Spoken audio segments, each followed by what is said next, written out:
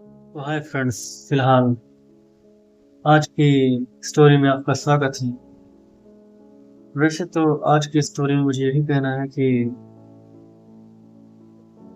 प्यार, नफरत, ईर्ष्या या फिर किसी भी तरह के रिश्ते में जो भी हम वफा करते हैं, वो हमारे मन का खेल नहीं है। याद रखो, हमारे शरीर में जो मौजूद हार्मोन्स हैं, उनका कमाल है। और अगर इस बात पर भरोसा नहीं है तो जाकर के मेडिकली साइंस वाले लोगों से तुम जानकारी कर सकते हो। याद रखना, ये जो भी हमारी खुशी, प्यार, मोहब्बत, नफरत, ये एनी कोई बॉडी एक्टिविटीज होती हैं, ये समय का खेल नहीं है। ओनली सिर्फ और सिर्फ हमारे हार्मोन्स और अट्रैक्शन का ही कमाल है। तुम समझ सकते हो इस कहानी से कि अगर ये बात सच न होती तो कुछ लोग मोहब्बत कहो या फिर इस रिश्ते में कहो, ये वक्त उनको अपने खुद की चाहत से ही नफरत हो जाती है, क्योंकि उसके पीछे भी अट्रैक्शन और हार्मोन्स ही अटैच। तो इसीलिए कहना से सिर्फ इतना है मेरे को कि बहुत देखी है जमाने में लोगों को हमने कि शादी के बाद भी रिश्ते अच्छे नहीं चलते। तो अलग अलग रीजन हो सकते हैं। कोई कहते कुंडली नहीं मिलती, कोई कहते विचार नहीं मिलते, फलाना ढिमका, जो भी हो, जितने भी तरह के लोग बनाते हो बातें। लेकिन कुछ लोगों का मानना ये है कि प्यार वाली शादी या लव मैरिज इम्पोर्टेंट है या फिर अरेंज मैरिज। मैं किसी को महत्व नहीं देता, क्योंकि गारंटी किसी चीज की नहीं है। हम ये फिक्स नहीं कर सकते कि शादी के बाद कौन कहाँ तक चलेगा, या साथ देगा या वफा करेगा। इस बारे में कोई गारंटी नहीं है। हमने देखा है लोगों की कहानियों में, प्यार करने वाले शादी करने के बाद किसी दूसरे की हो जाते हैं, पहले वाले को भूल जाते हैं। तो कुछ भी फिक्स नहीं है। यहाँ पर मैं ये भी नहीं कहना चाहता कि लड़कियां सही होती हैं लड़के गलत। यहाँ पे ये भी नहीं कहता कि लड़के सही होते हैं लड़की गलत होती है, नहीं। हमने दोनों तरह के लोगों को देखा है। शादी के बाद लड़कियां भी उस लड़के को चूना लगा करके या फिर एक बरस धोखा दे करके निकल जाती है किसी अगले के पास। हमने लड़कों को भी देखा है बहुत सारे ऐसे कि शादी के बाद घर बसाते हैं, दो चार बच्चे मतलब करते हैं क्रिएट, और उसके बाद फिर पता नहीं क्या सीन होता है कि किसी न किसी वजह से वो किसी अगले के हो जाते हैं या फिर उनको छोड़ जाते हैं अधूरे सफर में इस जिंदगी के। जबकि ऐसा नहीं होना चाहिए, लेकिन लोग जोश और बेहोश की हालत में प्यार के नशे में चढ़ते हैं, एक हो जाते हैं, और फिर जब नहीं निभा पाते उस रिश्ते को, तो या तो दो ही रास्ते होते हैं। या तो उस इंसान को अधूरे रास्ते में छोड़कर कहीं और चले जाना, या फिर उसकी कमियां बता करके किसी अगले को चुन लेना। यही करते हैं।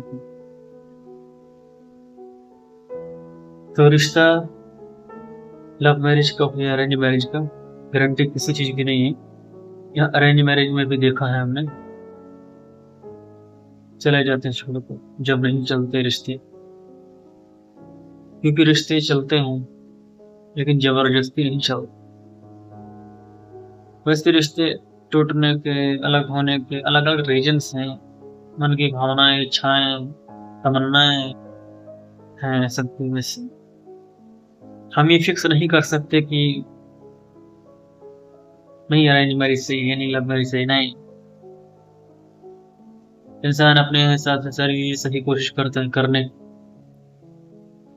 लेकिन कौन सा सफर कहाँ तक चलने वाला है इसके बारे में कोई गारंटी नहीं है। अब मैं खुद उल्टा खोपड़ी का इंसान है वैसे तो। किसी भी रिश्ते की शुरुआत जैसे ही होती है, मैं उल्टा खोपड़ी का इंसान में यही सोचता हूँ कि इसकी एक्सपायरी डेट कब आए, क्योंकि मुझे पता है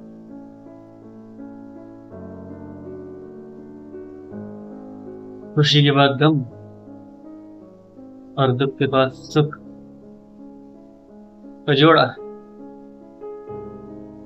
तो सिंपल सा है, आज अगर कोई कहानी शुरू हुई है तो अंत तो कहीं ना कहीं है।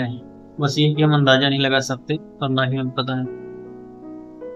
सब लोगों ने कहा, इंसान हो या इंसान की बनाई हुई वस्तु या किसी भी तरह की एक रिश्ता भावना, यानी कुछ भी बनाया हुआ हो, एक्सपायरी डेट सबकी आती है। बस हम अंदाजा नहीं लगा पाते हैं या हम उम्मीद नहीं रखते। तो उम्मीद रखो चाहे ना रखो, एक्सपायरी डेट तो आनी ही है। क्योंकि भगवद गीता में भी लिखा है कि जो चीज बनी है वो बिगड़ेगी, मतलब समय के साथ सारी चीजें क्रिएट होकर के नष्ट हो जाती है।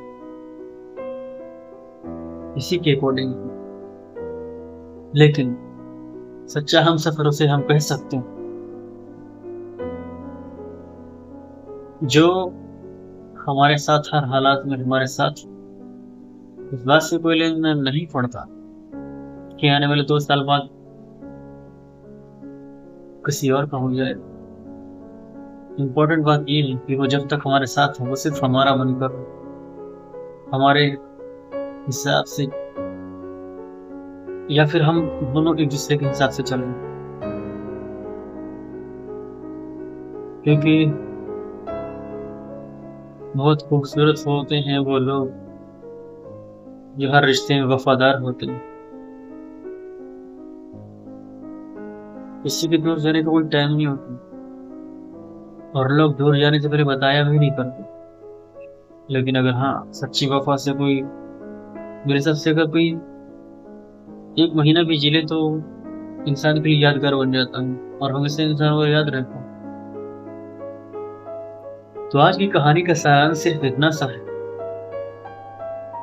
कि रिश्ते बनते हैं, क्रिएट होते हैं, लेकिन कौन रिश्ता कहाँ तक चलेगा इसके बारे में कोई गारंटी नहीं। याद रखो कि दो तरह की लड़ाइयाँ हमेशा खुद ही लड़नी पड़ती। एक है मानसिक और एक आर्थिक। मानसिक बराबर हो गया मन और विचारों की लड़ाई। जब इंसान को सही और गलत समझ में नहीं आता उस दौर का सबक खुद ही लड़ना पड़ता है। और आर्थिक समस्याएं बराबर, जैसे हमारी डेली रूटीन की हर की समस्याओं को लेकर के हमें लड़ना ही पड़ता है, पैसे कमाना ही पड़ता है, क्योंकि वो हमारा कर्तव्य है। अपने आप को तकलीफ या फिर मुसीबत चाहे जो हो, हमें लड़ना ही और हम लड़ेंगे, क्योंकि हम कभी हार नहीं मानते। तो आज की कहानी का सारांश इतना ही है कि जितने भी आपके रिश्ते हैं, नाते हैं, याद रखो वो एक अट्रैक्शन और हार्मोन्स की वजह से ही चल रहे हैं, वरना कुछ भी नहीं। क्योंकि जिस दिन आप हार्मोन्स की असलियत और अट्रैक्शन को समझ जाएंगे उस दिन सारे रिश्ते बराबर जीरो हो जाए। और आपको मतलब बिल्कुल पता होना चाहिए आपको अच्छी तरह कि हर रिश्ता को बनाए रखने के लिए कुर्बानी तो देनी ही पड़ती है, फिर वो चाहे अपने पैसों की हो या फिर अपने वक्त। कुर्बानी देनी पड़ती है हर रिश्ते को बचाने के लिए, निभाने के लिए। चाहो तो समझो अपनी जिंदगी से, दिल से चाहने वाले को भी अपना वक्त देना पड़ता है तब। चाहने के लिए लोग एक्टिव कहते हैं।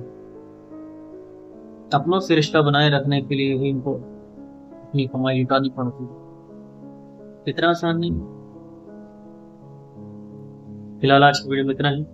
अगर ये वीडियो आपको पसंद आए तो लाइक करें, कमेंट करें and my channel MS world को जरूर सब्सक्राइब करें। Thank you very much.